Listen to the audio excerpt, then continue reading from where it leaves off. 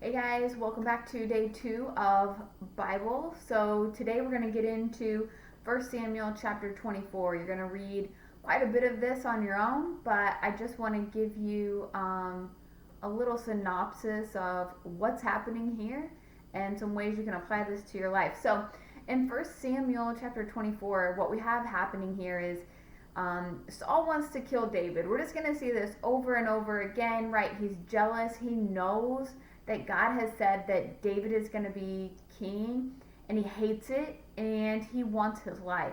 So one of the things you're going to read is Saul gathers 3,000 of his men, and they're going to come after David.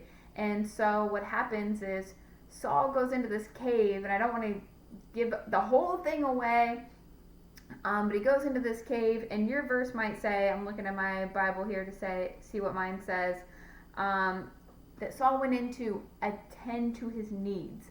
Here's what's happening here, you guys.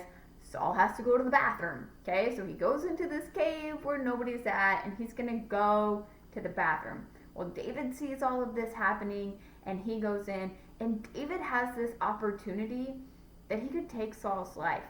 And probably nobody would blame him. There's 3,000 people that Saul has gathered to come after David. David hasn't done anything wrong.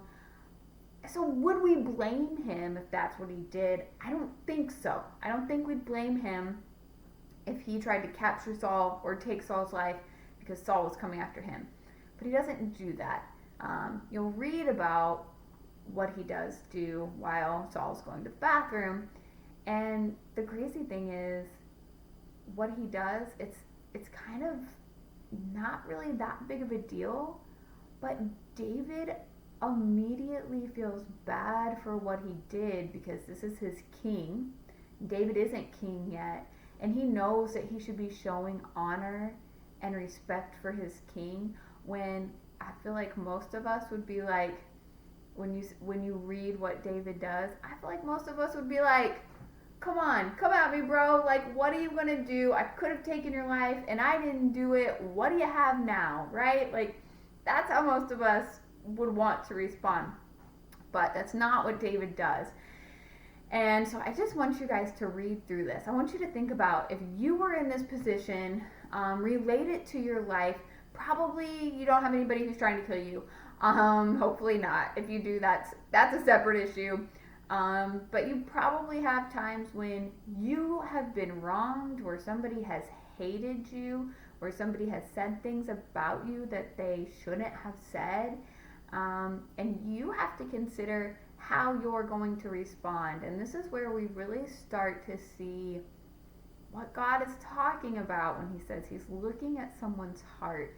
And we see the heart of David here, and we see it in his response to Saul. So I want you to be thinking about in your life when someone wrongs you, especially when they've wronged you for no reason other than maybe jealousy.